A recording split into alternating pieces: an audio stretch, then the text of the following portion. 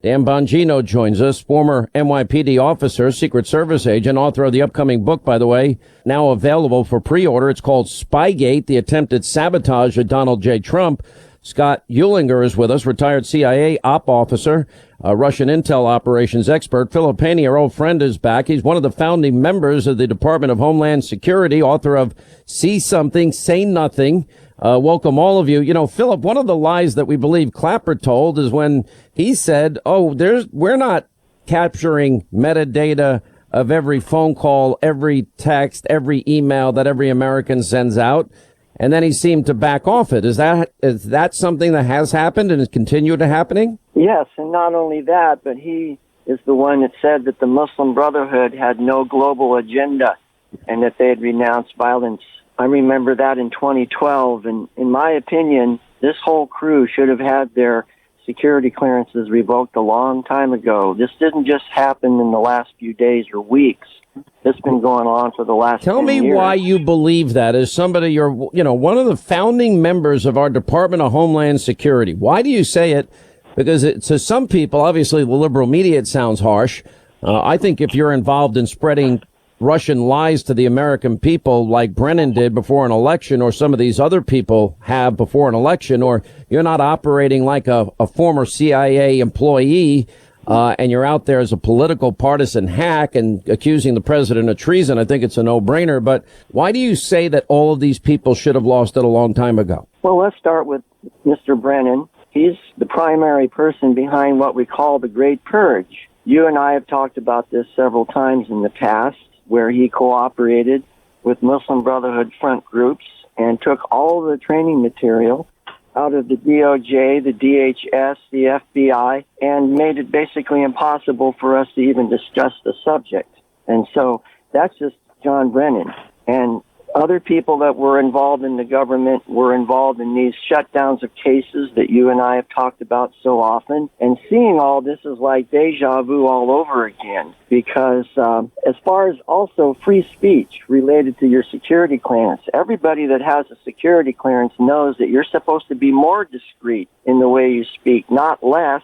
It really has nothing to do whatsoever with First Amendment free speech rights. But basically, going back to the beginning of your question, the shutdown of our intelligence and our capacity to defend our national security started in 08, 09, 10. And this was Mr. Brennan, Clapper, Mueller, the same group that's going after President Trump now, was making it impossible for law enforcement officers to do their job. Yeah. Let me bring Dan Bongino into all of this. Look, your years as a Secret Service agent, it's really hard to get a clearance. And, as well known as I have been to the president and even Secret Service agents, they say, "Hi, Mr. Hannity." And then they said, "Can you please give us your bag?" And then they wand me, and then they pat me down, and then they do what they do to everybody, which is their job. Yeah, that's how I met you the first time at the White House. You were in the West Wing. I was coming down the stairs. I remember it was an evening shift. And I looked, and I remember doing a double take. I said, "Holy, that's Sean Hannity." And I said, "Hey," and you said, "You're a great American." That was how we met. That was the well, that's how I feel about the Secret Service. Listen, you guys are trained to take a bullet, literally. I was a listener back then, but I'm glad you're bringing this topic up, though, about Clapper, because Sean, the problem, which Phil kind of hit on a bit too there, Clapper going on TV with a security clearance, and Brennan, who I think is even worse. They're both bad, but I think Brennan's even worse than Clapper. Brennan, I think, needs an intervention, like professional help. Some of the stuff he says, accusing Trump of treason, is just insane. But the problem is, Sean, it gives the patina, like the appearance there, that they have this information and they know something. And I'm not a huge fan of Richard Burr from North Carolina, but he put a stinging rebuke out yesterday of John Brennan saying this, Sean. "Hey, Johnny B. Brennan, if you know something about the president being compromised, then one, why didn't you say it when you were the CIA director, you phony? And number two, if you know something now and you're relaying classified information on NBC, then you may have basically committed a crime." And all of a sudden, we haven't heard much from Brennan since then. So Brennan needs to pipe down. Well, I mean, to the extent, I've gone over repeatedly what it says about former directors, that they're supposed to be acting in the manner of a current employee if they want to keep their security clearance. He's doing neither. Scott, I have a lot of friends that have worked or retired or are currently working in some capacity for the organization you served, and you're now retired from the CIA. You're a Russian intel expert. And when I learned that dossier was fed by Brennan to Harry Reid, it was never verified or corroborated, and then Harry Reid makes it public in a note to James Comey, and they're spreading something they don't know to be true that turned out to be Russian lies. Is that the role of a CIA director, or is that somebody abusing his power? Yeah, that's certainly an abuse of power, Sean. And all of the people we've discussed, all these different reprobates, all deserve to have their clearances pulled because of their abuses. But you also have to remember, though, that this is another example of the disconnect between senior leadership in government and working level operators like Phil and Dan and myself. Because you have to remember, all of us retired or departed our respective services, and we only retained our clearances for a year afterward. But me, because I was a field grade officer, I didn't retain my clearance, nor did I expect to. The dirty little secret in Washington, and it's not well known until this issue came up, is that more and more senior officials are retaining their clearances for longer periods. It's another example of government gone amok. Maybe 30 years ago, there were only a few people who had that. But over time, more and more officials were included in this as part of an old boy network gravy train. And it's another thing that, I resent it. It's elitist and it's un-American. These people should have to, if they want to come back into the government, consult with the government, then you reissue them a clearance, you reinvestigate them. But they should not be given extra privileges that the rank and file officers of the DIA, of the FBI, of the Secret Service, of the CIA, and Homeland Security, we should be treated the same as these senior officers. Certainly we would behave more honorably, I think. Let me ask both of you. Sarah Carter had 2 blockbuster columns this week, and she was able to reveal never-before-seen texts from Christopher Steele to Bruce Orr. Hey, I'm just wondering if you have any news. Obviously, we are a bit apprehensive given the scheduled appearance at Congress on Monday. Well, that's 2 days away when James Comey was to testify. Hoping the important firewalls will hold. Many thanks. Orr writes back, sorry, no news. I believe my earlier information is still accurate. I'll let you know immediately if there's any change. Well, then we have one of Orr's handwritten notes. Law enforcement sensitive, it says, and he writes, call with Chris, meaning Orr calling Chris, referencing Steele, and, quote, Steele is very concerned about Comey hearing, afraid they will be exposed. Now, we all know that Steele and Fusion GPS also had the Russian client, and they also met with that Russian lawyer both before and after the infamous Trump Tower meeting, but Russia was actually paying Fusion GPS also.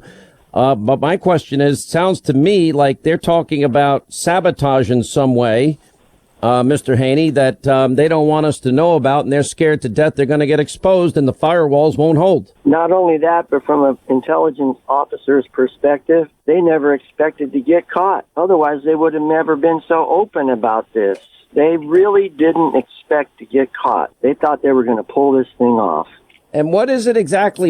In your opinion, where are we ultimately ending with all of this? Because it seems to me we keep going up the chain, a little higher. Brennan, Clapper, it goes up the chain. I mean, I'd like to know what Obama knew about all this and when he knew it. I have to give President Trump a lot of credit because it's like letting the fruit ripen on the tree. He's letting the whole country see what kind of people these really are. It takes a lot of political skill and patience to do it. So I commend him.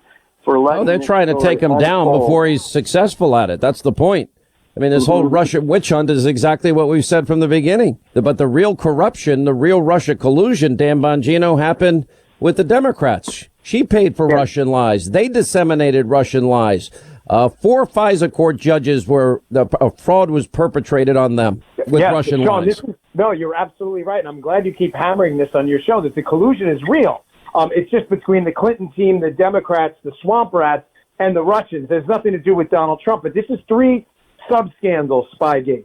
The one that's critical, it's an information laundering operation, a government-sanctioned spying operation, and it's also the framing of Donald Trump, which Simona Mangiante last night on Tucker's show, right before you came on, I know you heard it, I was watching your show, kind of hinted to. George Papadopoulos is finally catching on to the fact that Papadopoulos was framed. The asset that spoke to him, Sean, The asset that spoke to him, according to all reports and friends of the guy, is a Western intelligence asset, to pop it up, not a Russian. What does that say to you? That says that this is a framing operation, and Orr is in a world of trouble because, remember, The Hill put out an article in November of last year talking about 27 criminal leaks Jeff Sessions' DOJ is investigating. Don't think for a second those leaks might not touch Bruce Orr and Brennan. Orr's in a world of trouble. All right, we're going to take a break. I agree with that completely. All right, as we're wrapping things up here, and we continue with Dan Bongino, Scott Eulinger, Philip Haney, and, you know, Scott, I guess the question is that when you have people in such positions of power that have abused their power, to me, it seems like it should be a lot bigger than just losing security clearances. To me, it seems like it's time for people that have been part of an orchestrated attempt to rob or rig an election that they get, look, if I ever tried it or attempted that, I think I'd probably be put in jail. Why is there no indictment yet? Right. There's no question about that. And it's the same whether it's Dan or Phil or myself. If we had done one iota of what these people had done, you would be conducting this interview via Leavenworth Federal Prison. And that's the problem. We have a two-tier justice system, and we also have a two-tier accountability system. You know, these people are not accountable for their actions to the level that that the listeners and working level folks like us are, have to stand up to. And so, and this is going to be a problem going forward, and it's going to be affecting the morale and the competence of all of these different services. So the American people are going to be less well served. A really good FBI friend of mine. FBI, right, exactly. Yeah, he said to me, last weekend, the weekend before, he goes, "Listen, I see it now. We've absolutely our image has been hurt." And hurt dramatically. And I said, no, I don't believe most people think that way. They know it's not rank and file. And he goes, no, they're pissed. Philip Haney, we'll give you the last word. Well, my security clearance was revoked. It's in the stories in See Something, Say Nothing. And to show you how surreal and absurd it all is, they told me in the official letter that it should not be considered as an adverse action. I mean, that is the government. Do you have that letter? I have the letter, yes. Yeah, I think we need to I have it. Yes. Next week. I think we'll bring you on TV and we'll show the world that letter, and we'll find all the other people that had their security clearances lifted as well. You got in trouble for the fact that you caught Obama, if I'm not mistaken. They wanted to erase everything that you had built in a database of potential terrorists, and they made you erase it, didn't they? Well, if you want to really set off fireworks, ask Dan and Scott what would happen if they deleted classified information out of their databases. Ask them what would happen to them. Well, didn't that happen in your case? Wasn't it ordered by the Obama administration? Absolutely, and it led directly to San Bernardino, Orlando, and has ties to the Boston Marathon bombing as well. I want to thank you all. Scott Eulinger, Dan Bongino, Philip Haney, thank you for being with us.